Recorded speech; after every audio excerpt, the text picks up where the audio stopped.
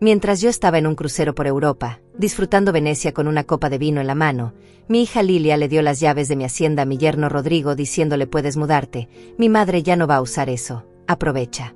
Él no sabía, ella no sabía, nadie sabía que yo había vendido esa hacienda hace exactamente un mes por $10 millones. 10 millones. Cuando los nuevos propietarios llegaron esa mañana con las escrituras firmadas y encontraron a Rodrigo cercando el pasto con alambre nuevo, instalando postes, actuando como dueño de una propiedad que ya no era mía y que jamás sería suya, el infierno se desató. Mi hija me llamó desesperada a las 3 de la madrugada, su voz quebrada por el pánico, gritando: mamá, ¿qué hiciste? La policía está aquí, Rodrigo está detenido, los dueños dicen que vendiste todo, esto tiene que ser un error, dime que es mentira. Y yo, parada en la cubierta de ese barco, viendo las luces doradas reflejarse en el agua negra del Adriático, con mi vestido color champaña moviéndose con la brisa, sostuve el teléfono contra mi oreja y sentí algo que no había sentido en 30 años. Paz. Silencio interior. Libertad absoluta.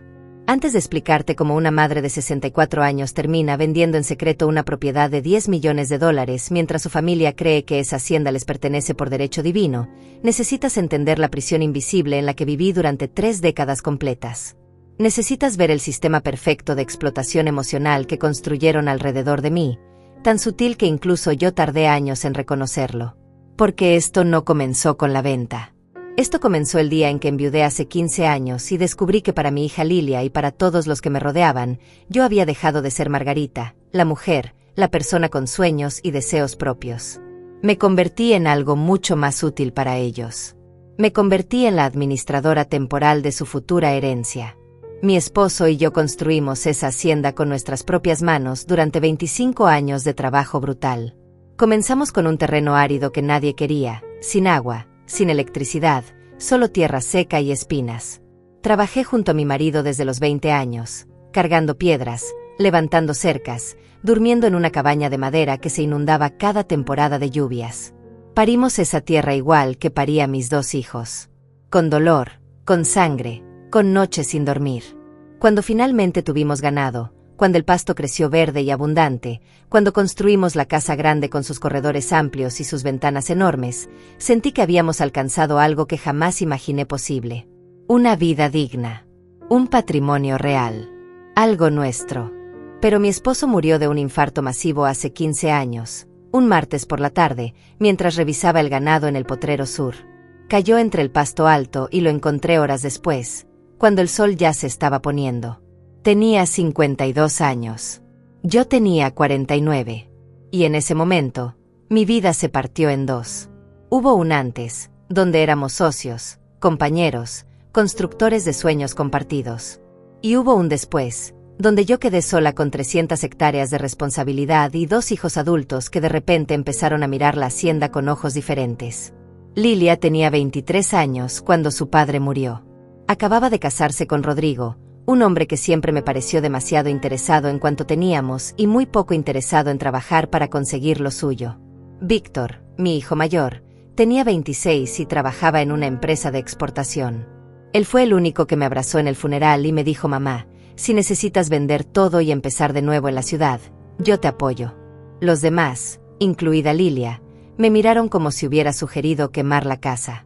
Vender, decía mi hija con horror, vender lo que papá construyó. Jamás. Esto es nuestro legado, nuestra herencia, tú solo tienes que cuidarlo hasta que nosotros podamos hacernos cargo. Yo tenía 49 años. 49. No era una anciana decrépita esperando la muerte. Pero para ellos, mi vida útil como persona individual había terminado. Ahora era la guardiana de su futuro. Y acepté ese papel porque el dolor de perder a mi esposo era tan grande que no tenía fuerzas para pelear.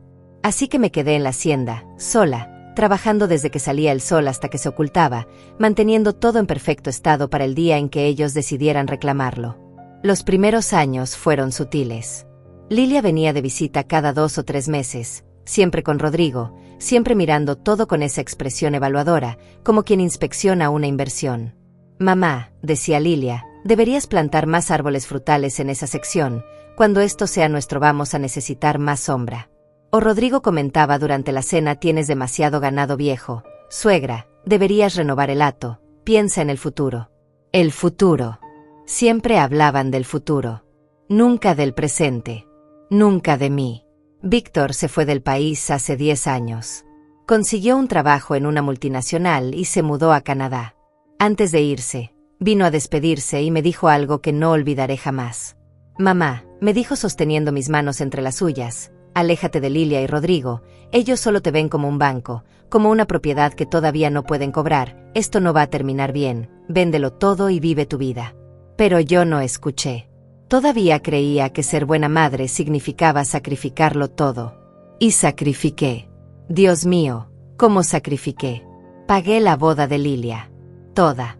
Desde el vestido color marfil importado que costó $8,000 hasta el salón de fiestas con capacidad para 300 personas que ella insistió en reservar porque quería que todos vieran que la hija de la dueña de la hacienda se casaba por todo lo alto. Gasté $45,000 en una fiesta de un día. $45,000 que saqué de la venta de ganado, de mis ahorros personales, del dinero que mi esposo y yo habíamos guardado durante años para nuestra jubilación. Cuando le di el cheque a Lilia, ella me abrazó y me dijo gracias mamá, sabía que podía contar contigo. No dijo te lo pagaré. No dijo es demasiado, no puedo aceptarlo. Lo tomó como si fuera su derecho natural. Como si yo le debiera ese dinero por el simple hecho de haberla traído al mundo. 2 años después, Rodrigo llegó con un plan de negocios escrito en servilletas de papel. Quería poner un taller mecánico en el pueblo. Necesitaba $30,000 para el equipo inicial, el local, los permisos. Me juró que me pagaría en 2 años con intereses. Me mostró números que no tenían ningún sentido, proyecciones ridículas de ganancias que cualquier persona con 2 dedos de frente sabría que eran imposibles.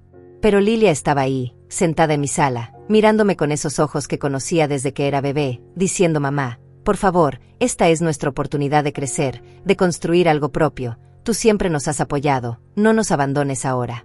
Y yo cedí. Vendí más ganado. Le di los $30,000. El taller quebró en 8 meses.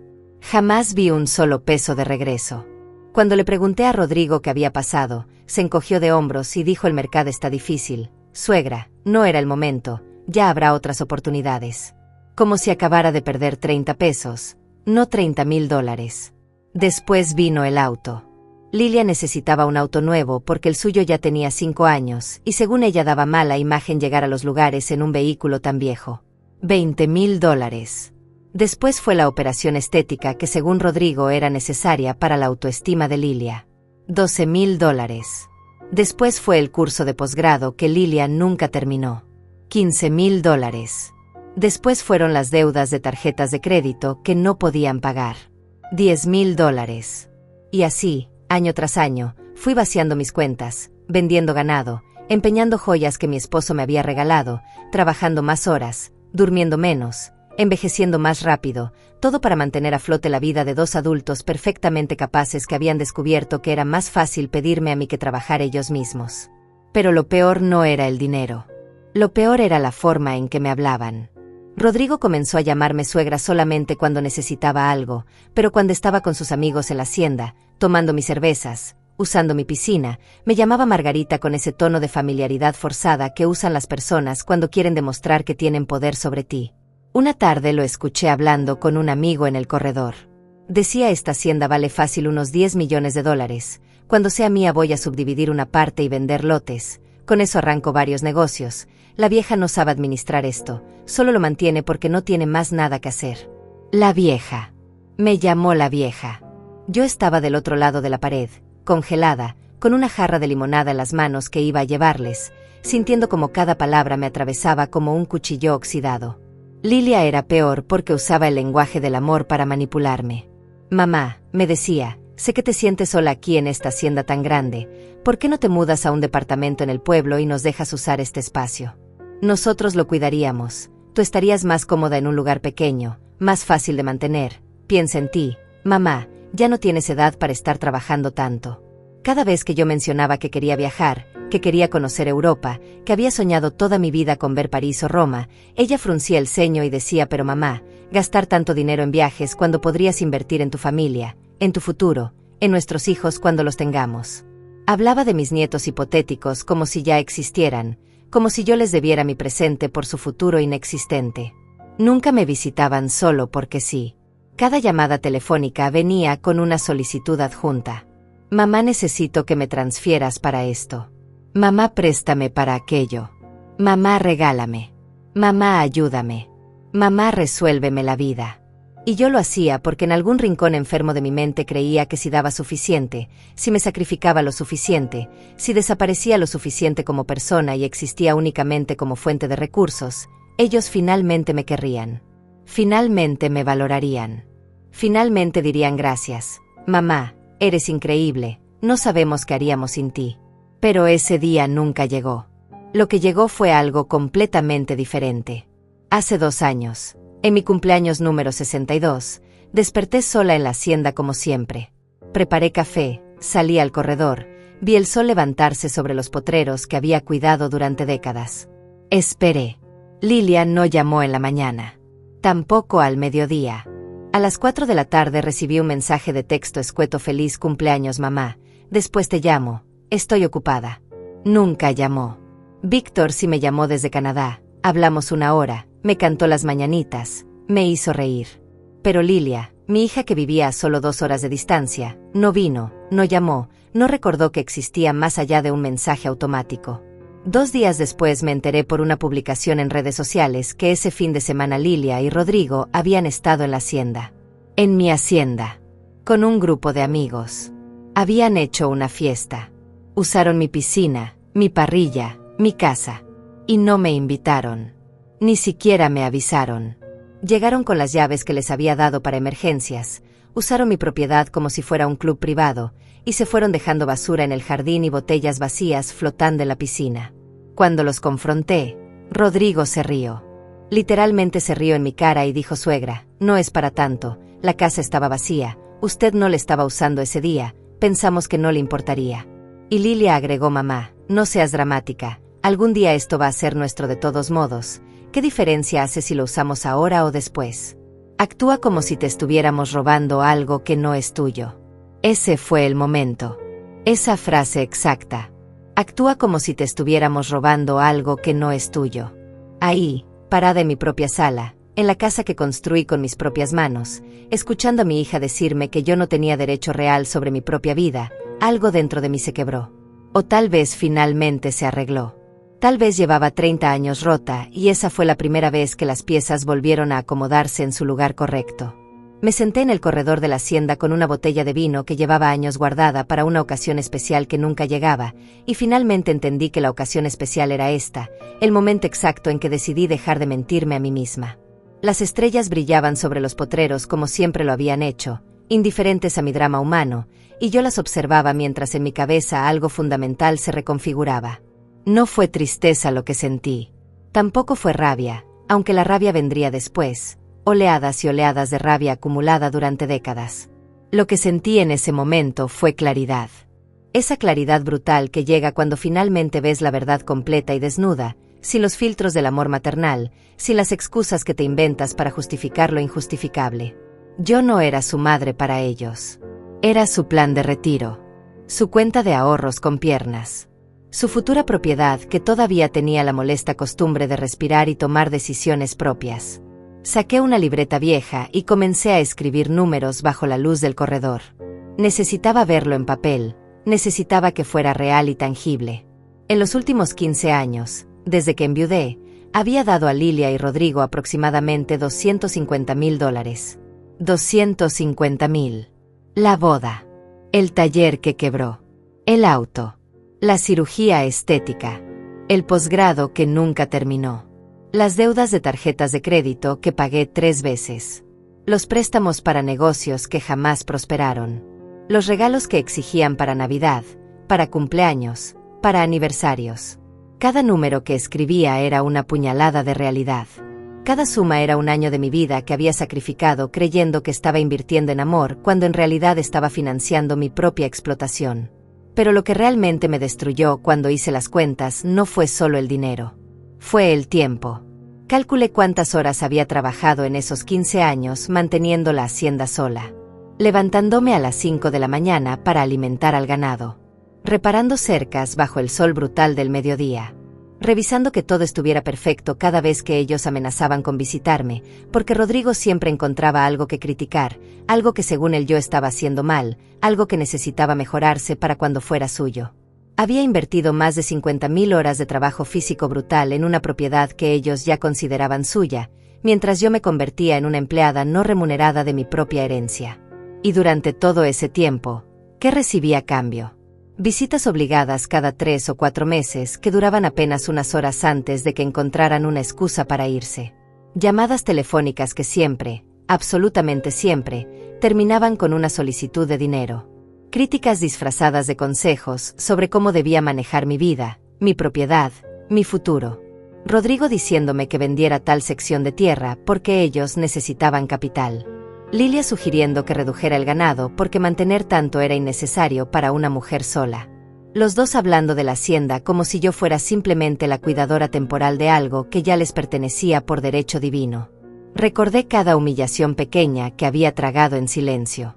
Como aquella vez que llegaron con amigos sin avisar y Rodrigo me presentó diciendo ella es Margarita, la dueña por ahora, enfatizando ese por ahora con una sonrisa que se suponía era graciosa pero que me hizo sentir como una intrusa en mi propia casa. O cuando Lilia le dijo a una amiga frente a mí que estaba esperando que yo finalmente entendiera que era hora de pasarles la estafeta, que ya había vivido mi vida y ahora les tocaba a ellos vivir la suya, como si mi existencia fuera un obstáculo inconveniente para sus planes. Víctor me había advertido. Años atrás, en una de sus últimas visitas antes de mudarse definitivamente a Canadá, me había sentado exactamente donde yo estaba ahora y me había dicho mamá, Lilia y Rodrigo no te ven como persona, te ven como un activo financiero que todavía no puede liquidar, aléjate de ellos antes de que te consuman completamente. Pero yo no escuché.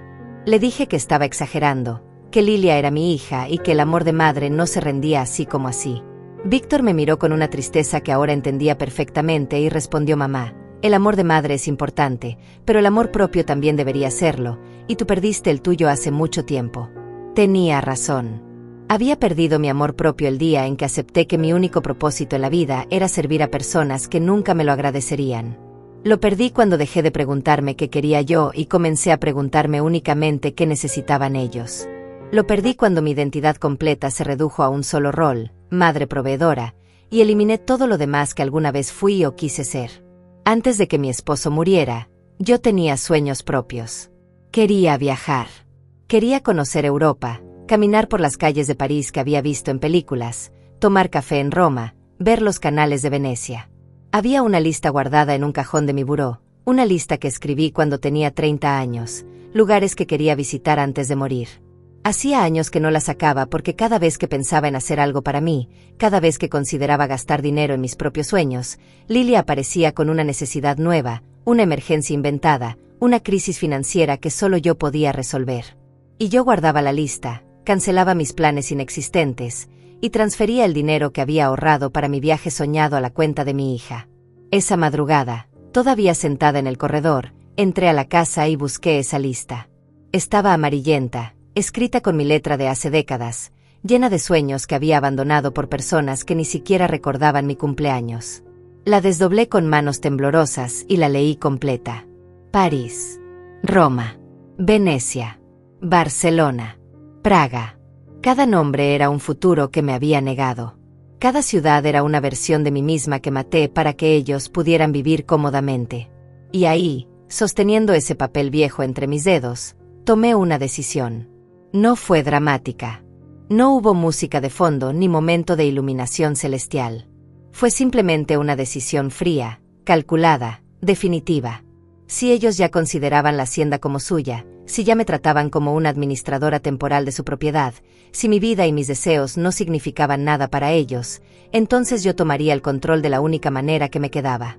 Vendería la hacienda. Toda. Cada hectárea. Cada construcción. Cada árbol. La vendería al mejor postor. Tomaría ese dinero que mi esposo y yo ganamos con nuestro sudor, con nuestra sangre, con nuestros años de juventud, y finalmente, por primera vez en mi vida adulta completa, lo usaría para mí. No para ellos. Para mí. Para la Margarita que existió antes de convertirse en cajero automático emocional. Para la mujer que soñaba con ver el mundo y que sacrificó esos sueños creyendo que el sacrificio la haría mejor madre, cuando en realidad solo la hizo invisible. A la mañana siguiente, Llamé a Sebastián. Sebastián era el abogado que había manejado todos los asuntos legales de la hacienda desde que mi esposo murió. Un hombre serio, profesional, que siempre me había tratado con respeto. Le dije: necesito vender la hacienda, toda, de inmediato, y necesito que nadie se entere hasta que esté firmado y sellado. Hubo un silencio largo al otro lado de la línea. Después me preguntó: ¿está segura de esto, señora Margarita? Es una decisión importante. Y yo respondí con una firmeza que no sabía que poseía: estoy más segura de esto que de cualquier otra cosa que haya hecho en los últimos 15 años. Sebastián vino a la hacienda 2 días después con una carpeta llena de documentos y una expresión que mezclaba preocupación profesional con algo que parecía admiración contenida. Nos sentamos en la mesa del comedor, esa mesa enorme de madera maciza donde durante años había servido cenas para una familia que nunca apreciaba la comida ni la compañía, y él desplegó todos los papeles frente a mí como si estuviera abriendo un mapa hacia mi libertad. Señora Margarita, me dijo ajustándose los lentes, antes de proceder necesito que entienda las implicaciones de lo que está pidiendo. Esta propiedad está valuada entre 9 y 11 millones de dólares dependiendo del comprador. Una vez que iniciemos el proceso de venta y encontremos un comprador serio, el procedimiento tomará entre 30 y 45 días. Durante ese tiempo, usted no puede decirle a nadie, absolutamente a nadie, porque si su familia se entera, pueden intentar bloquear la venta, pueden iniciar procesos legales alegando que usted no está en sus facultades mentales, pueden hacer su vida imposible. ¿Está preparada para eso? Miré a Sebastián directamente a los ojos y por primera vez en décadas sentí algo parecido a poder real corriendo por mis venas. Estoy preparada para todo, le dije. He pasado 15 años preparándome para esto sin saberlo. Cada humillación, cada vez que me trataron como empleada de mi propia vida, cada comentario sobre cómo esta propiedad sería suya algún día, todo eso me preparó para este momento exacto. Así que sí, Sebastián, estoy lista. Venda mi hacienda. Consígame el mejor precio posible. Y asegúrese de que cuando ellos se enteren, sea demasiado tarde para hacer algo al respecto. Sebastián asintió lentamente y comenzó a explicarme el proceso. Primero haríamos una evaluación profesional discreta. Él conocía tasadores de confianza que podían venir sin levantar sospechas. Después buscaríamos compradores potenciales, preferentemente inversionistas o familias de fuera del estado que no tuvieran conexión con mi círculo social. La idea era que nadie en el pueblo supiera que la hacienda estaba en venta hasta que los papeles estuvieran firmados. Me explicó que tendríamos que hacer las visitas de los compradores cuando yo estuviera segura de que Lilia no aparecería de sorpresa, que cada documento debía firmarse en su oficina, nunca en la hacienda, que mis movimientos bancarios tendrían que ser cuidadosos porque si Lilia tenía acceso a alguna información de mis cuentas, podría sospechar. La paranoia que describía Sebastián debería haberme parecido excesiva, enfermiza incluso. Pero no lo era. Era simplemente realista. Porque yo conocía a mi hija. Conocía esa habilidad que tenía para detectar cuando algo se movía fuera de su control. Conocía cómo revisaba todo con esa mirada evaluadora, cómo hacía preguntas que parecían casuales pero que en realidad eran interrogatorios disfrazados. Si sospechaba algo, aunque fuera una sombra de duda, vendría de inmediato, traería a Rodrigo, montarían un drama, me acusarían de estar senil, de estar siendo manipulada, de estar tomando decisiones irracionales en mi vejez. Dirían que la hacienda era patrimonio familiar, que no tenía derecho moral de venderla sin consultarles, que les estaba robando su futuro. Así que planeamos cada detalle con precisión militar. Los tasadores vinieron un martes por la mañana haciéndose pasar por inspectores del gobierno, revisando linderos para un nuevo sistema de catastro. Midieron todo, fotografiaron todo, evaluaron cada centímetro de las 300 hectáreas. Su dictamen fue claro: en el mercado actual, con un comprador adecuado, la propiedad podría venderse entre 10 y 11 millones de dólares. 10 millones. Era más dinero del que había visto junto en toda mi vida. Era la validación en números fríos de 30 años de trabajo brutal. Sebastián comenzó a buscar compradores discretamente. Contactó con inversionistas extranjeros, familias empresarias de otros estados, gente que buscaba propiedades grandes para desarrollos turísticos o agrícolas. Les enviaba información sin mencionar mi nombre, sin dar la ubicación exacta hasta que firmaran acuerdos de confidencialidad. Tardamos 3 semanas en encontrar a los compradores perfectos. Una familia de empresarios de Monterrey que querían expandir su operación ganadera hacia el sur. Tenían el dinero. Tenían la urgencia. Y lo mejor de todo, no conocían a nadie en la región, así que no había riesgo de que la información se filtrara. Durante esas semanas tuve que actuar con una normalidad que me costaba mantener. Lilia llamó 2 veces. La primera para pedirme $5,000 porque Rodrigo había tenido gastos inesperados con su auto. La segunda para decirme que estaban pensando en pasar un fin de semana en la hacienda con unos amigos y que preparara las habitaciones. Les di el dinero.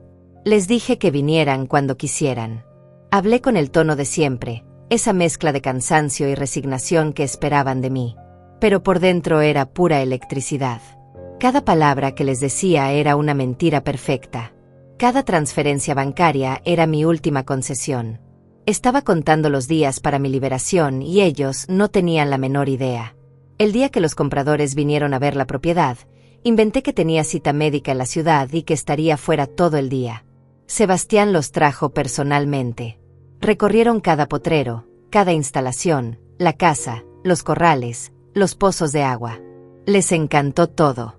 Especialmente les gustó que la propiedad estuviera en perfecto estado de mantenimiento, que no hubiera deuda sobre ella, que los títulos estuvieran limpios. Esa misma tarde me hicieron una oferta formal. $10 millones. Pago al contado mediante transferencia bancaria internacional. Cierre en 30 días. Firmé la aceptación esa noche en la oficina de Sebastián con manos que apenas temblaban. Él me preguntó si quería pensarlo un día más, si estaba completamente segura. Y yo le respondí que nunca en mi vida había estado más segura de nada. Esto no era venganza, le expliqué. Era justicia. Era recuperar lo que era mío por derecho. Era elegirme a mí misma por primera vez en décadas. Él sonrió, una sonrisa triste pero comprensiva, y me dijo: señora Margarita, conozco a muchas personas que han vendido propiedades en su vida, pero nunca he visto a alguien recuperar su dignidad junto con el dinero. Espero que estos 10 millones le den la vida que siempre mereció. Los siguientes 30 días fueron una actuación digna de un premio. Seguí mi rutina exacta de siempre. Cuidaba el ganado. Regaba el jardín. Respondía a los mensajes de Lilia con la misma paciencia cansada de siempre. Rodrigo vino una tarde sin avisar con un amigo que según él quería ver ganado para comprar. Los dejé recorrer todo. Los escuché hablar sobre cómo cuando esto fuera suyo harían tal y cual cambio. Rodrigo le señalaba a su amigo diferentes secciones diciendo: aquí voy a poner un lago artificial, acá voy a construir cabañas para rentar, esta parte la voy a lotificar. Hablaba de mi propiedad, de mi trabajo de 30 años, como si yo ya estuviera muerta y enterrada. Y yo solo sonreía y le servía limonada y por dentro contaba los días que faltaban para que su mundo de fantasía se derrumbara. Lilia me llamó una semana antes del cierre para decirme que había estado pensando y que realmente sería mejor si yo considerara mudarme a un lugar más pequeño. Mamá, me dijo con esa voz melosa que usaba cuando quería manipularme, tienes 64 años, esa hacienda es demasiado trabajo para ti, piensa en tu salud, piensa en tu bienestar. Nosotros podemos hacernos cargo. Tú podrías rentar un departamento lindo en el pueblo, estar cerca de todo, descansar finalmente. Y la hacienda estaría en buenas manos. Nuestras manos. Le dije que lo pensaría. Que tenía razón.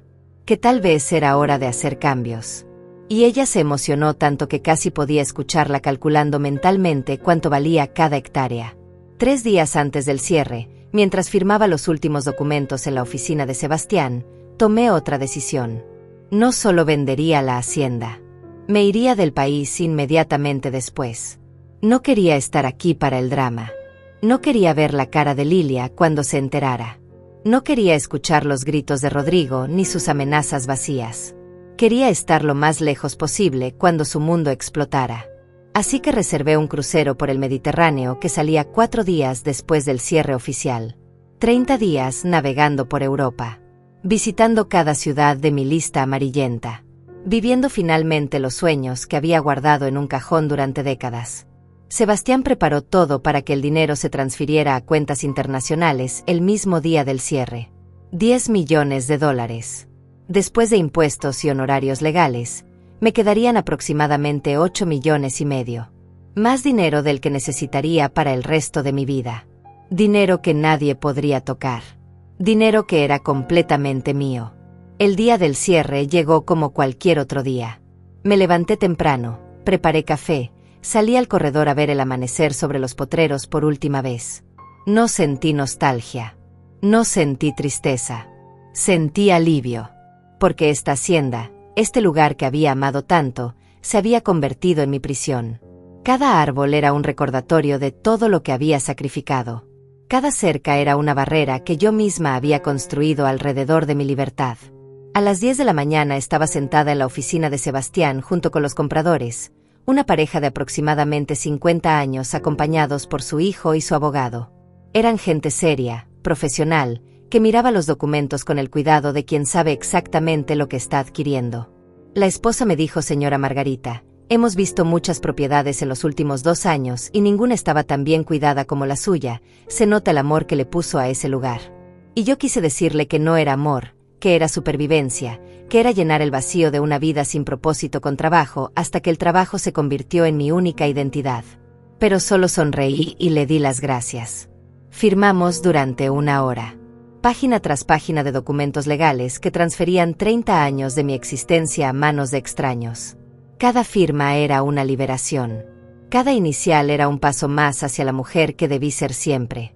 Cuando llegamos al documento final, Sebastián me miró y preguntó una última vez: ¿está completamente segura, señora Margarita? Una vez que firme esto no hay vuelta atrás. Y yo tomé la pluma, la sostuve sobre el papel, y pensé en Lilia diciéndome que actuaba como si me estuvieran robando algo que no era mío. Pensé en Rodrigo hablando de cuando esto fuera suyo. Pensé en 15 años de ser invisible en mi propia vida. Y firmé. Margarita Herrera de Campos. Mi nombre completo, claro y definitivo, en el último documento. La transferencia bancaria se procesó inmediatamente. Sebastián tenía todo preparado para que el dinero fluyera directo a cuentas internacionales que había abierto semanas atrás. $8.500.000 después de impuestos. Vi los números aparecer en la pantalla de la computadora y sentí algo que no había sentido en décadas. No era felicidad exactamente. Era algo más profundo. Era propiedad. Propiedad sobre mi propia vida. Propiedad sobre mi futuro. Por primera vez desde que mi esposo murió, el dinero que veía en esa pantalla era completamente mío, sin compromisos, sin obligaciones, sin una hija esperando al otro lado para decirme cómo debía gastarlo. Los compradores me estrecharon la mano, me agradecieron, me dijeron que cuidarían bien la propiedad. Les di las llaves de la hacienda, esas llaves que había cargado en mi bolsillo durante 15 años como si fueran cadenas. Al entregarlas, sentí que me quitaba grilletes. Sebastián me acompañó afuera y en la calle, bajo el sol brutal del mediodía, me abrazó. Fue un abrazo paternal, lleno de comprensión. Hizo lo correcto, me dijo. Ahora viva su vida. No le debe nada a nadie. Y yo asentí porque las palabras no me salían. Tenía un nudo en la garganta que no era tristeza sino emoción contenida durante tanto tiempo que dolía físicamente liberarla. Volví a la hacienda por última vez esa tarde.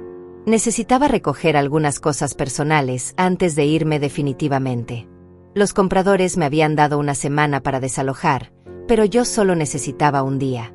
No tenía muchas pertenencias que quisiera conservar. La mayoría de los muebles, los adornos, las cosas que llenaban esa casa, eran recordatorios de una vida que ya no quería. Caminé por cada habitación como quien recorre un museo de su propia historia. Aquí la recámara donde mi esposo murió mientras dormía antes del infarto que se lo llevaría horas después en el potrero. Allá la cocina donde preparé miles de comidas para una familia que comía distraída mientras planeaba cómo sacarme más dinero. El comedor donde Rodrigo se sentaba en la cabecera como si ya fuera el dueño. La sala donde Lilia me decía que era egoísta por querer quedarme en un espacio tan grande yo sola. Empaqué solo lo esencial. Ropa. Fotografías de mi esposo y de mis hijos cuando eran pequeños, antes de que la codicia los transformara en extraños. Algunos libros. La lista amarillenta de lugares que quería visitar. Y una caja de madera tallada que mi esposo me regaló en nuestro 10º aniversario, donde guardaba cartas viejas y recuerdos que solo significaban algo para mí. Todo lo demás lo dejé. Los muebles caros que Lilia había elegido diciendo que eran una buena inversión para la casa. Los cuadros que Rodrigo colgó sin preguntarme porque según él daban mejor aspecto. La vajilla fina que solo usábamos cuando ellos traían visitas que necesitaban impresionar. Que se quedara todo. Que los nuevos dueños hicieran con eso lo que quisieran. Yo solo quería mi libertad y cabía perfectamente en 3 maletas. Esa noche dormí por última vez en la hacienda. Me acosté temprano, pero no pude dormir. Me quedé mirando el techo, escuchando los sonidos nocturnos que conocía de memoria. Los grillos en el jardín. El viento moviendo las ramas del nogal viejo. A lo lejos, el ganado que ya no era mío.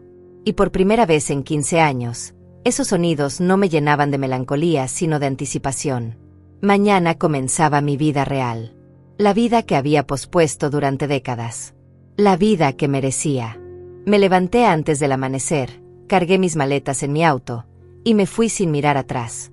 Conduje directo al aeropuerto de la ciudad, dejé mi auto en un estacionamiento de larga estadía, y abordé un vuelo hacia Miami. Desde ahí tomaría el crucero que me llevaría por el Mediterráneo durante 30 días. 30 días sin teléfono celular del país. 30 días donde Lilia no podría localizarme fácilmente. 30 días de paz absoluta antes de que el infierno se desatara. El crucero era todo lo que había imaginado y más. Mi camarote tenía balcón privado con vista al mar. Había restaurantes, shows nocturnos, excursiones a cada puerto. Pero lo que más disfruté fue la simplicidad de no ser nadie. Ninguno de los pasajeros me conocía. Nadie sabía que era madre. Nadie sabía que acababa de vender una hacienda de $10 millones.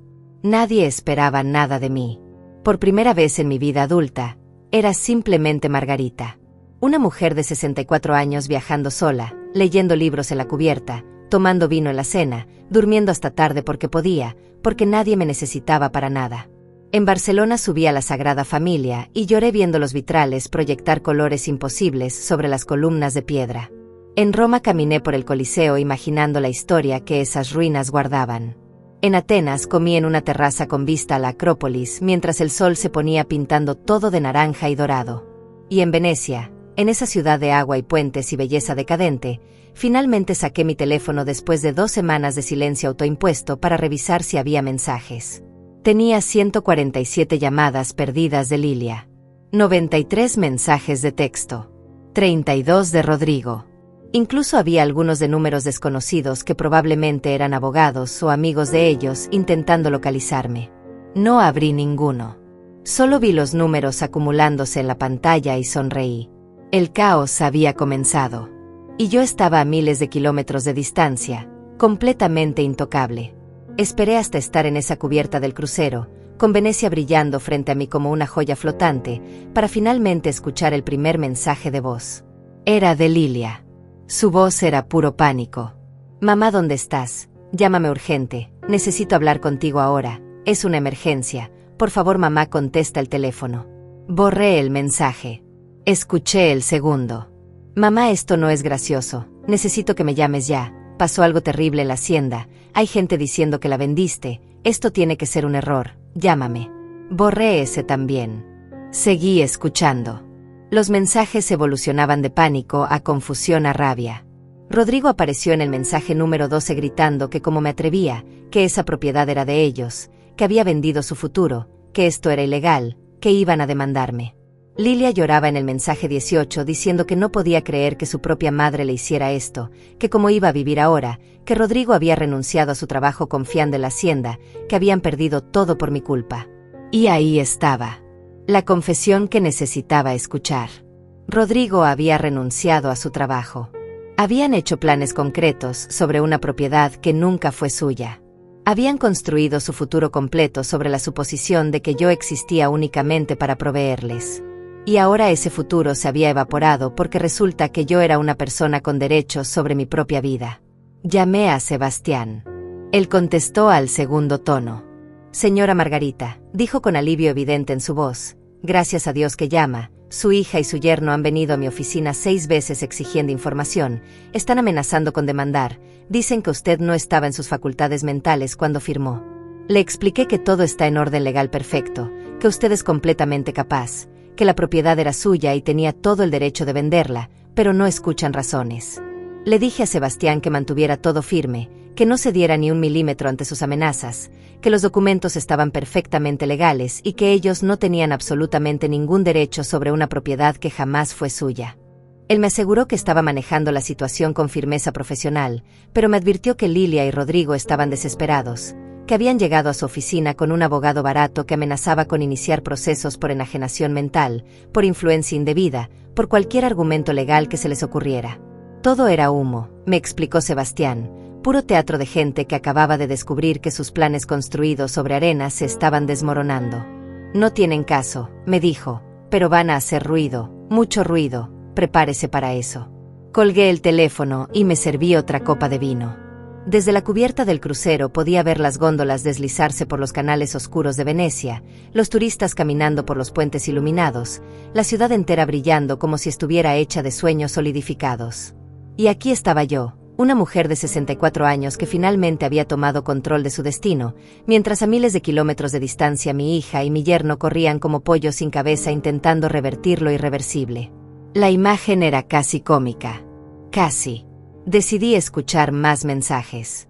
Necesitaba saber exactamente qué tan profundo era el desastre que habían creado para ellos mismos. El mensaje número 23 era de Lilia llorando de forma casi histérica. Mamá, decía entre sollozos, Rodrigo pidió un préstamo de $150,000 usando como garantía la hacienda, diciendo que era nuestra futura propiedad, el banco está exigiendo el pago inmediato, nos van a demandar, perdimos todo, ¿cómo pudiste hacernos esto? ¿Cómo pudiste arruinarnos así? Su voz temblaba de rabia y desesperación mezcladas, como si yo fuera responsable de las decisiones estúpidas que ellos tomaron basándose en suposiciones arrogantes. $150,000. Rodrigo había pedido prestados $150,000 contra una propiedad que no era suya, que nunca le había prometido, asumiendo que mi muerte o mi sumisión eventual le darían acceso a ella. La audacia era impresionante. La estupidez era monumental. Y las consecuencias eran completamente merecidas. Seguí escuchando. El mensaje 31 era diferente.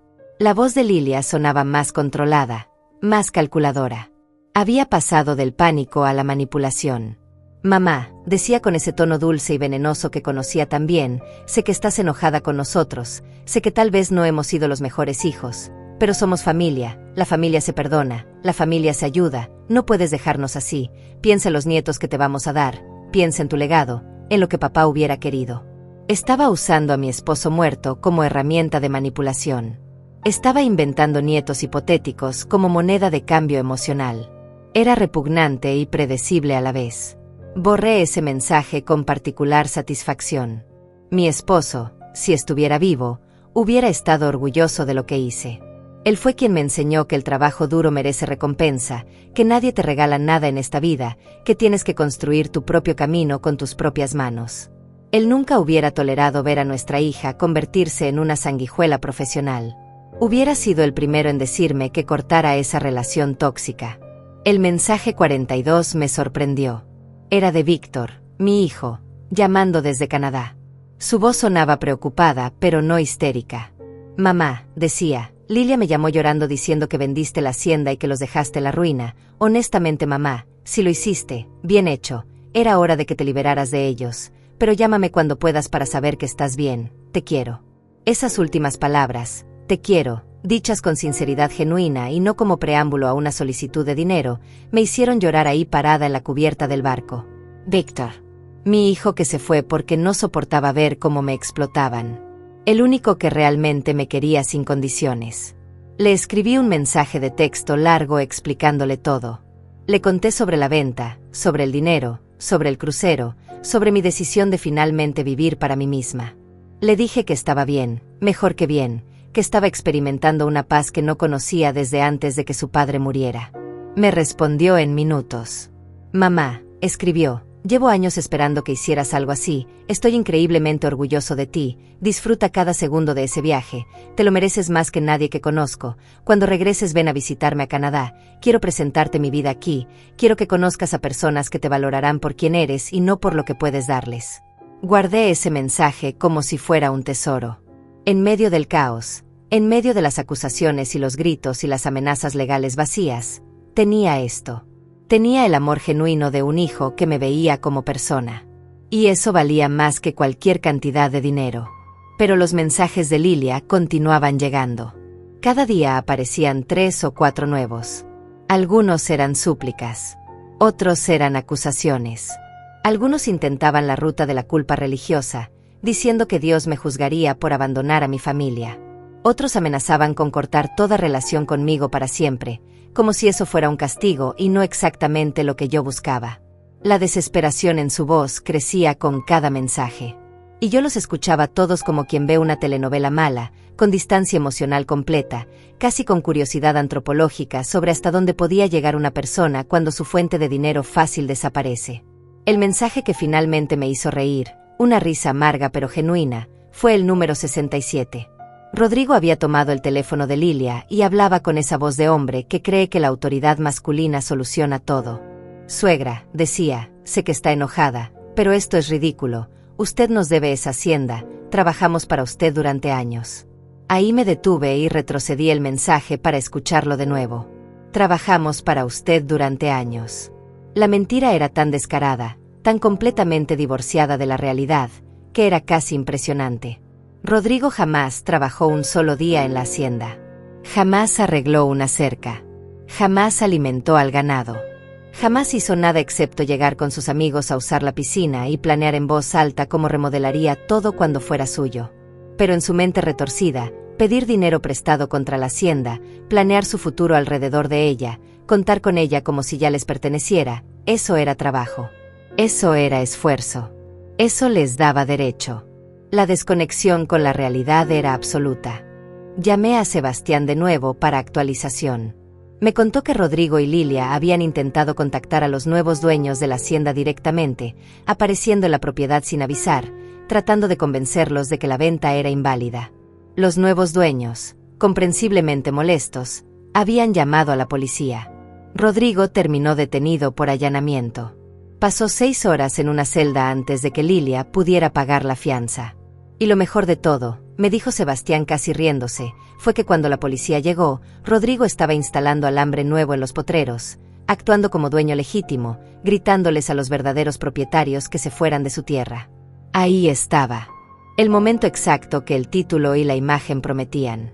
Mi yerno, encontrado por los nuevos dueños cercando el pasto con alambre nuevo, creyendo firmemente que la hacienda era suya porque mi hija le había dado las llaves y le había dicho aprovecha, mi madre ya no va a usar eso. La arrogancia. La estupidez. La completa falta de vergüenza. Todo culminando en una detención policial y una humillación pública que probablemente ya era el chisme número 1 en todo el pueblo. Sebastián me explicó que los nuevos dueños estaban considerando presentar cargos adicionales por daño a la propiedad, ya que Rodrigo había empezado a hacer modificaciones sin autorización. También me informó que el banco que le prestó los $150,000 a Rodrigo ya había iniciado proceso de cobro legal, y que sin la hacienda como garantía y sin trabajo porque había renunciado confiando en su futuro como hacendado, Rodrigo estaba financieramente destruido. Lilia también enfrentaba consecuencias sociales.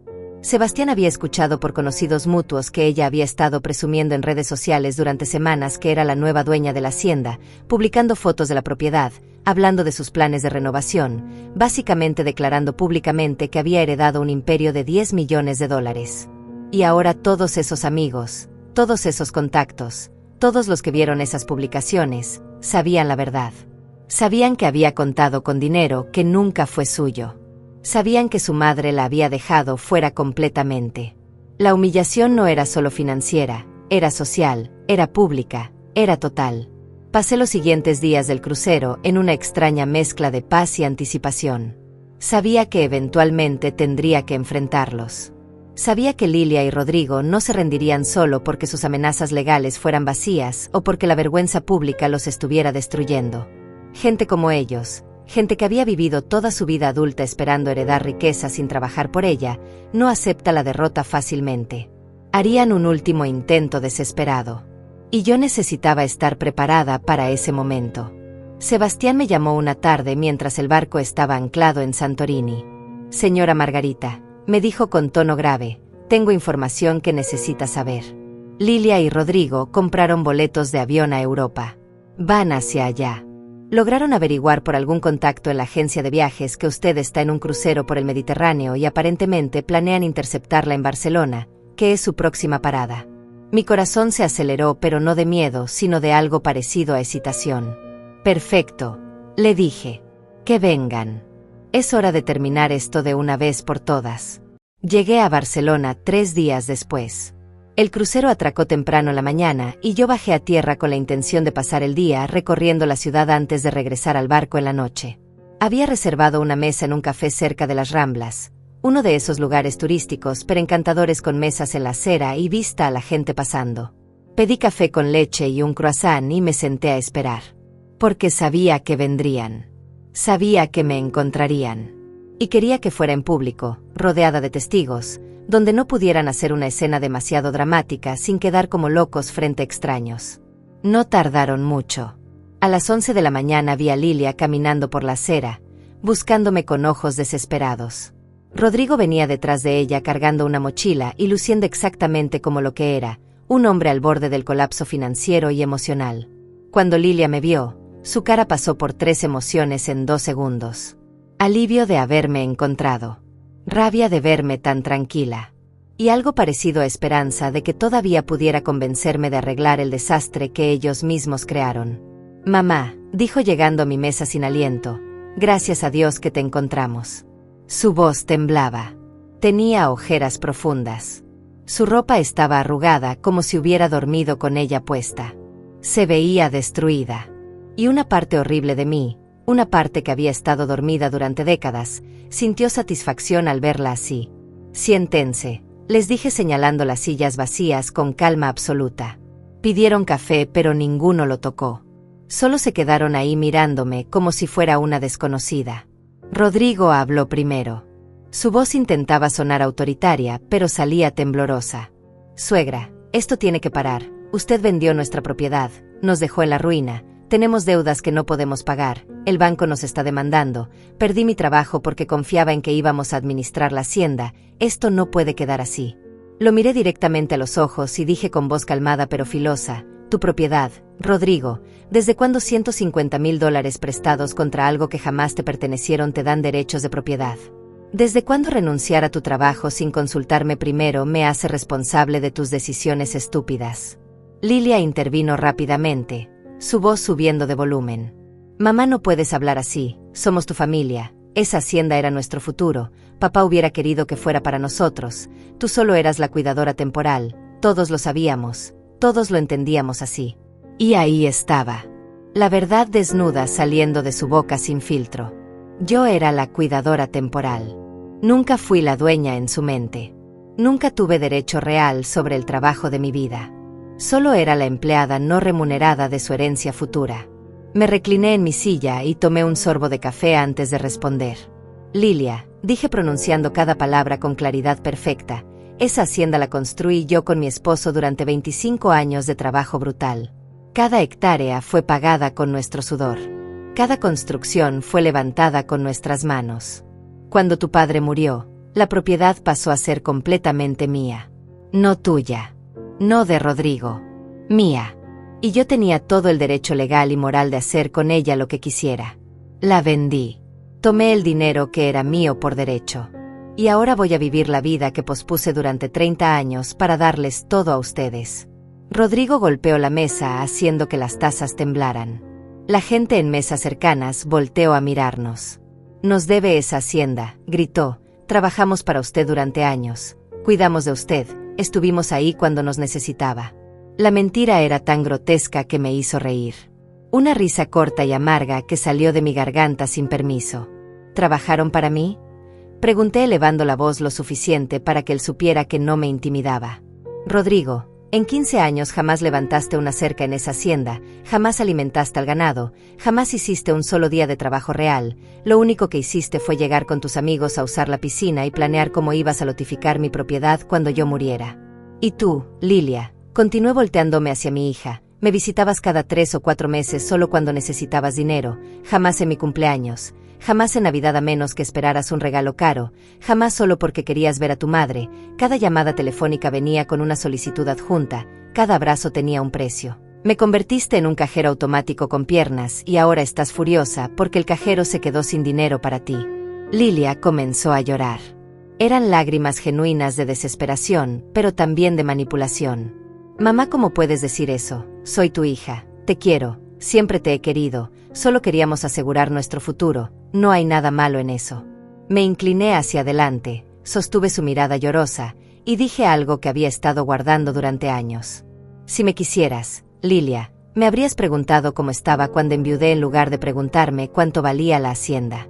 Si me quisieras, habrías venido a visitarme porque extrañabas a tu madre y no porque necesitabas dinero. Si me quisieras, habrías dicho gracias al menos una vez en 15 años por los $250,000 que te di. Pero nunca lo hiciste. Porque para ti yo no era tu madre. Era tu futura herencia que todavía respiraba. Rodrigo intentó otro ángulo. Su voz ahora era suplicante. Suegra, por favor, somos familia, tiene que ayudarnos, estamos hundidos, perdimos nuestra casa, tuvimos que mudarnos a un departamento rentado horrible, Lilia está destruida, yo no consigo trabajo, el banco nos persigue, si no nos ayuda vamos a terminar en la calle. Y yo sentí exactamente cero compasión. ¿Sabes qué, Rodrigo?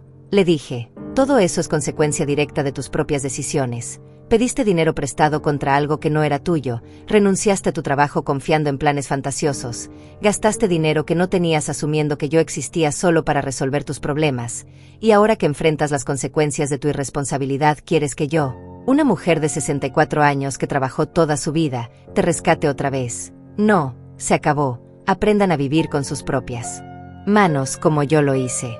Lilia jugó su última carta. La carta que sabía que vendría. Mamá, dijo limpiándose las lágrimas con una servilleta, si no nos ayudas, si no arreglas esto, nunca más nos vas a ver, nunca vas a conocer a tus nietos cuando los tengamos, vas a morir sola y amargada sin familia que te quiera. La amenaza flotó en el aire entre nosotras como humo tóxico. Y yo, sosteniendo mi taza de café con manos absolutamente firmes, le respondí con una calma que me sorprendió a mí misma. Lilia, si la única razón por la que me buscarías es por dinero, entonces prefiero no verte nunca más. Si los únicos nietos que me darías son nietos condicionados a que yo les financie la vida, entonces no necesito conocerlos. He vivido 64 años en este mundo y finalmente aprendí algo fundamental. Es mejor estar sola y en paz que rodeada de gente que solo te ve como un recurso a explotar. No voy a morir amargada.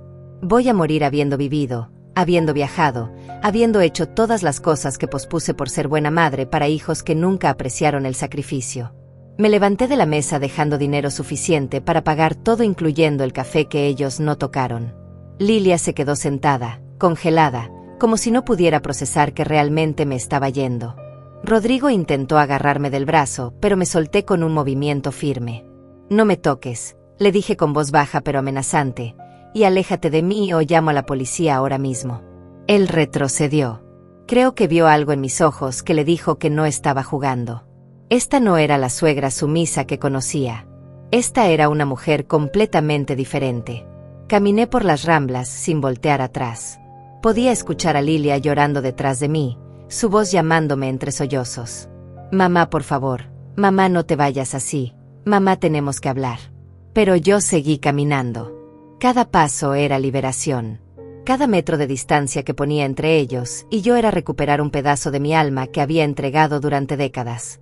La gente en la calle me miraba pasar, una mujer mayor con vestido color lavanda caminando con determinación absoluta mientras atrás quedaban dos personas destrozadas gritando cosas ininteligibles. Tomé un taxi directo al puerto. Necesitaba volver al barco, a mi santuario flotante, al único lugar donde nadie podía alcanzarme con sus demandas y sus manipulaciones. Durante el trayecto mi teléfono sonó 17 veces. Todas llamadas de Lilia. No contesté ninguna. Finalmente le envié un solo mensaje de texto, corto y definitivo. No vuelvas a contactarme. Necesito que entiendas que esta relación terminó. No por rabia, sino porque finalmente entendí que era tóxica para mí. Vive tu vida. Aprende a trabajar. Aprende que el mundo no te debe nada. Y déjame vivir lo que me queda de la mía en paz. Bloqueé su número. Bloqueé el de Rodrigo. Bloqueé cualquier forma que tuvieran de alcanzarme digitalmente. Cuando llegué al barco me sentí físicamente más ligera, como si hubiera dejado un peso invisible en esa mesa del café de Barcelona. El resto del crucero lo pasé en una paz casi sobrenatural.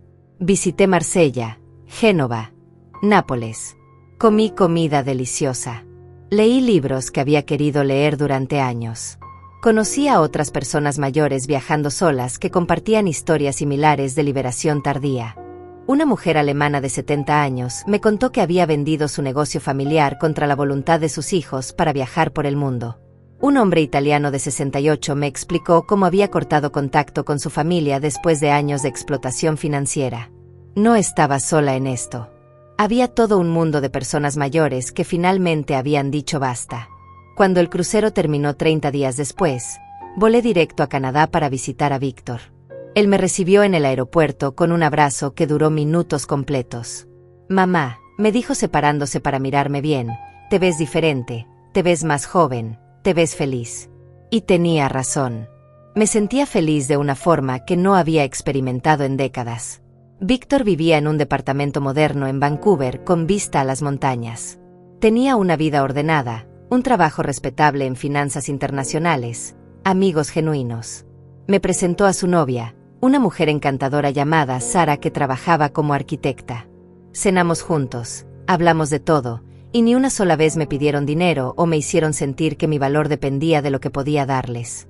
Una noche, mientras tomábamos vino en su balcón viendo la ciudad iluminarse, Víctor me preguntó: «Mamá, ¿te arrepientes de algo?».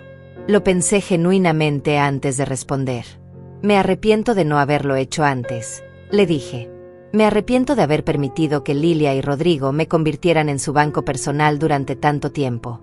Me arrepiento de haber creído que ser buena madre significaba desaparecer como persona.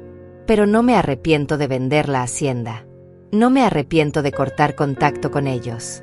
No me arrepiento de elegirme finalmente a mí misma». Él asintió y dijo: «Eso es todo lo que necesitaba escuchar. Estoy orgulloso de ti, mamá. Papá también le estaría». Pasé 3 semanas en Canadá.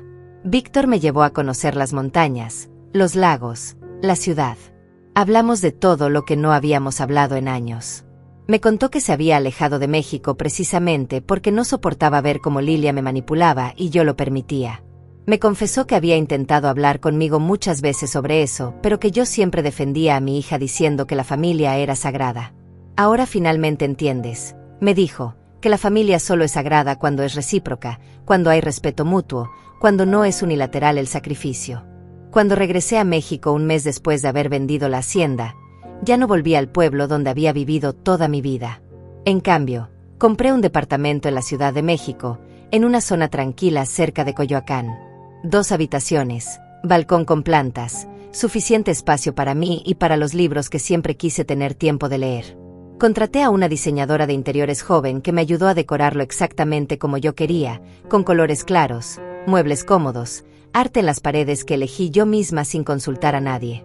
Me inscribí en un club de lectura para personas mayores. Comencé a tomar clases de italiano porque quería volver a Italia y poder comunicarme mejor. Hice amigas genuinas, mujeres de mi edad que habían vivido vidas completas y complejas y que no me conocían como la madre de Lilia o la dueña de la hacienda, sino simplemente como Margarita, una mujer interesante con historias que contar. Por primera vez en mi vida adulta tenía una identidad propia separada de mi rol familiar. Sebastián vino a visitarme una tarde a mi nuevo departamento. Traía noticias.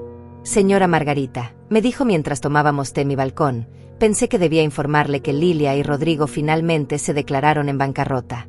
Perdieron todo. Tuvieron que vender hasta su auto. Rodrigo consiguió trabajo en un almacén cargando cajas. Lilia está trabajando en un supermercado como cajera. Viven en un departamento pequeño del lado más pobre del pueblo.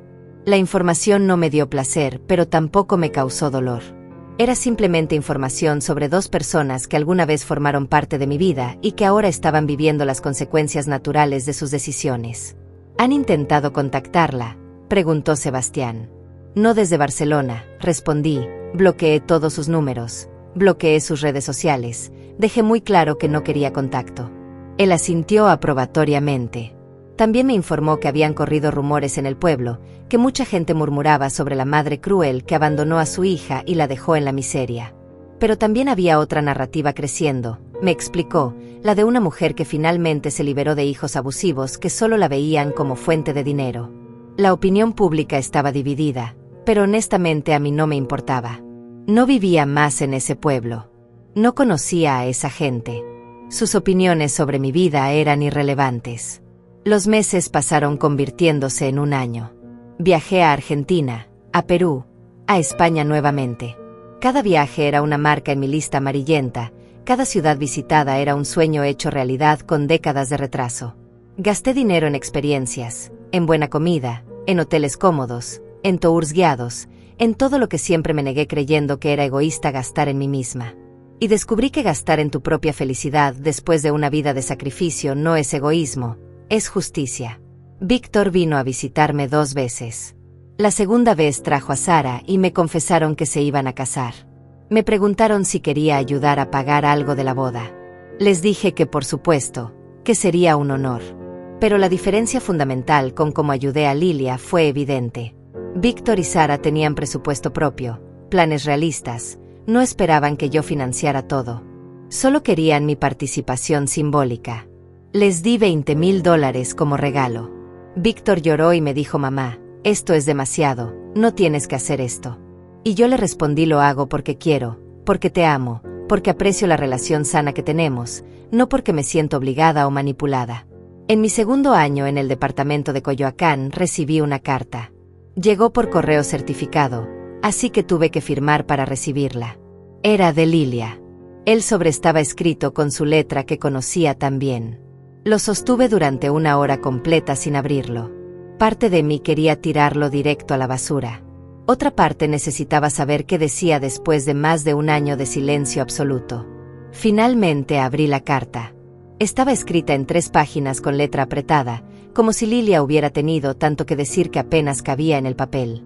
Comenzaba con: mamá, sé que no quieres saber de mí, sé que probablemente ni siquiera leas esto, pero necesito intentarlo una última vez. Los últimos 18 meses han sido los más difíciles de mi vida. Perdimos todo. La casa, el auto, nuestra reputación, nuestros ahorros, todo. Rodrigo trabaja turnos dobles en un almacén y yo estoy en un supermercado ganando el salario mínimo. Vivimos en un departamento donde se escucha todo de los vecinos y donde tenemos que contar cada peso para llegar a fin de mes. La carta continuaba describiendo su miseria en detalle exhaustivo. Como sus amigas la habían abandonado cuando ya no podía pagar por salidas caras. Como la gente del pueblo murmuraba cuando la veían. Como Rodrigo estaba amargado y resentido culpándola a ella por haber confiado en que heredaría la hacienda. Como ella lloraba cada noche pensando en todo lo que perdieron. Página tras página de sufrimiento detallado con precisión casi pornográfica. Pero fue en la 3ª página donde la carta cambió de tono. Mamá, escribía Lilia, he tenido mucho tiempo para pensar, para reflexionar sobre todo lo que pasó, y creo que finalmente entiendo. Nunca te vi como persona.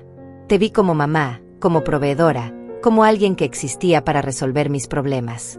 Nunca te pregunté cómo estabas realmente. Nunca te agradecí genuinamente por todo lo que hiciste. Nunca consideré que tuvieras sueños propios, deseos propios, una vida que merecías vivir. Te convertí en un recurso y cuando ese recurso se agotó, me enojé como si me hubieras robado algo que me pertenecía. Pero nunca me perteneció. Nada de eso me perteneció jamás. Leí esas palabras 3 veces. Buscaba señales de manipulación, el gancho emocional que vendría después, la solicitud de dinero disfrazada de disculpa. Pero la carta continuaba sin pedir nada. No te escribo para pedirte dinero, decía como si leyera mi mente. No te escribo para que arregles mi vida. Rodrigo y yo estamos aprendiendo, dolorosamente, lo que significa trabajar por lo que tienes, lo que significa vivir dentro de tus posibilidades, lo que significa no contar con dinero que no has ganado. Es brutal, es humillante, pero es también lo que necesitábamos. Te escribo porque necesito que sepas que lo siento. Siento haberte tratado como te traté. Siento haber dado por sentado tu sacrificio. Siento no haber sido la hija que merecías. Siento haber esperado hasta que me quitaras todo para finalmente entender que nunca debí contar con nada de eso. Y siento que probablemente es demasiado tarde para reconstruir algo entre nosotras. No espero que me perdones. No espero que volvamos a tener una relación. Solo necesitaba decirte que finalmente entendí. Finalmente crecí. Y que a pesar de todo, a pesar del dolor y la rabia y la humillación, creo que hiciste lo correcto. Me obligaste a madurar de la única forma que hubiera funcionado. La carta terminaba con: si algún día decides que quieres saber de mí, mi puerta está abierta, sin condiciones, sin expectativas, solo como dos personas intentando conocerse realmente por primera vez. Tu hija que finalmente está creciendo, Lilia. Doblé la carta cuidadosamente y la guardé en un cajón de mi escritorio. No respondí. No inmediatamente. Necesitaba tiempo para procesar si esas palabras eran genuinas o simplemente otra forma más sofisticada de manipulación. Los meses pasaron. La carta permanecía en el cajón. Ocasionalmente la sacaba y la releía buscando señales, intentando decidir si la transformación que describía era real o performativa. 6 meses después de recibir la carta, Víctor se casó con Sara en una ceremonia hermosa en Vancouver. Fue una boda pequeña, íntima, llena de amor genuino. Durante la recepción, mientras bailaba con mi hijo, él me preguntó: «Mamá, ¿has pensado en Lilia?». Le conté sobre la carta, sobre las disculpas, sobre mi incertidumbre. Víctor me miró con esa sabiduría que había ganado viviendo lejos de la toxicidad familiar y me dijo: «Solo tú puedes decidir si le das otra oportunidad, pero si lo haces, que sea en tus términos, cuando tú estés lista, si es que alguna vez le estás, y no porque sientas obligación, sino porque genuinamente quieres intentarlo». Volví a México después de la boda con esas palabras resonando en mi cabeza. Pasaron 3 meses más. Y una tarde, mientras tomaba café en mi balcón viendo el atardecer pintar el cielo de naranja y púrpura, tomé una decisión. Le escribí a Lilia un mensaje corto por correo electrónico. Decía: «Recibí tu carta, la leí muchas veces. Aprecio tus palabras, pero necesito más tiempo. Necesito ver con acciones y no solo con palabras que realmente cambiaste. Por ahora podemos mantener contacto limitado, un mensaje cada mes contándome cómo estás, sin pedir nada, solo compartiendo tu vida, y veremos con el tiempo si podemos reconstruir algo». Lilia respondió en horas. «Gracias, mamá», escribió. «Entiendo completamente. Haré exactamente eso, sin presiones, sin expectativas. Solo quiero que sepas que estoy trabajando en ser mejor persona». Y cumplió. Cada mes llegaba un mensaje. Corto, respetuoso, contándome sobre su trabajo, sobre cómo ella y Rodrigo estaban asistiendo a terapia de pareja, sobre pequeños logros como pagar una deuda o ahorrar para algo. Nunca pedía dinero. Nunca sugería visitarme. Solo compartía su vida como quien comparte con un conocido distante. Pasó un año completo de estos mensajes mensuales antes de que yo respondiera con algo más que acuses de recibo corteses. Le escribí contándole sobre mi vida, sobre mis viajes, sobre mi club de lectura, sobre lo feliz que era viviendo para mí misma. Y agregué al final: «Estoy orgullosa de que estés aprendiendo a construir tu vida con tus propias manos. Así es como debió ser siempre». Hoy, 3 años después de vender la hacienda, vivo en mi departamento de Coyoacán rodeada de plantas, libros y recuerdos de viajes a lugares que alguna vez solo existieron en una lista amarillenta. Tengo 77 años. He visitado 23 países. He leído más de 200 libros. He hecho amigas que me valoran por quien soy y no por lo que puedo darles. Víctor me visita 2 veces al año y yo voy a Canadá otras 2 veces. Conocí a mi nieto, un bebé hermoso que lleva el nombre de mi esposo. Lilia y yo nos escribimos cada mes todavía. Ocasionalmente hablamos por teléfono. La relación es cordial, cautelosa, construida sobre bases completamente nuevas. Ella sigue trabajando. Rodrigo también. Viven modestamente pero dignamente. No les he dado dinero y ellos no lo han pedido. Hace 6 meses me invitaron a cenar a su departamento. Fui. Fue extraño pero no desagradable. Cocinaron ellos mismos. La comida era simple, pero hecha con esfuerzo. Hablamos de cosas superficiales principalmente. No mencionamos la hacienda. No mencionamos el pasado más allá de referencias vagas. Éramos básicamente extraños intentando conocerse. No sé si algún día volveremos a tener una relación madre-hija real. Honestamente no estoy segura de quererlo. Pero lo que sí sé es que hice lo correcto. Vendí la hacienda. Tomé mi dinero. Viví mi vida. Me elegí a mí misma después de décadas de elegir a otros. Y esa decisión que pareció cruel e imperdonable para muchos, fue el acto de amor propio más importante que hice en 64 años de existencia.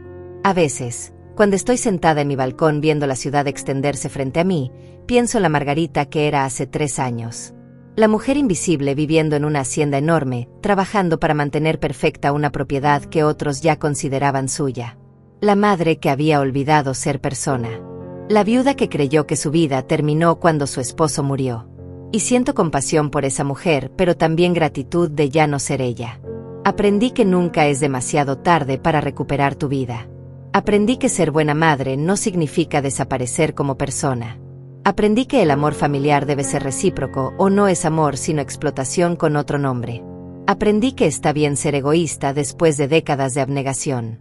Aprendí que la mejor herencia que puedes dejar no es dinero, sino la lección de que tienes que trabajar por lo que quieres en la vida. Y aprendí, finalmente, que a veces la única forma de salvar a alguien es dejándolos caer, dejándolos enfrentar las consecuencias de sus decisiones, dejándolos crecer o destruirse por su propia cuenta. Porque rescatarlos eternamente no es amor. Es permitir que permanezcan siendo niños egoístas en cuerpos adultos. Hoy soy libre. Soy feliz. Soy Margarita, no solo mamá.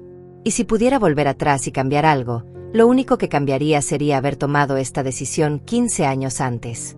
Porque cada día que vivo ahora, cada viaje que hago, cada libro que leo, cada amanecer que veo desde mi balcón, es un día recuperado. Es una vida finalmente vivida. Y no cambiaría eso por nada en el mundo.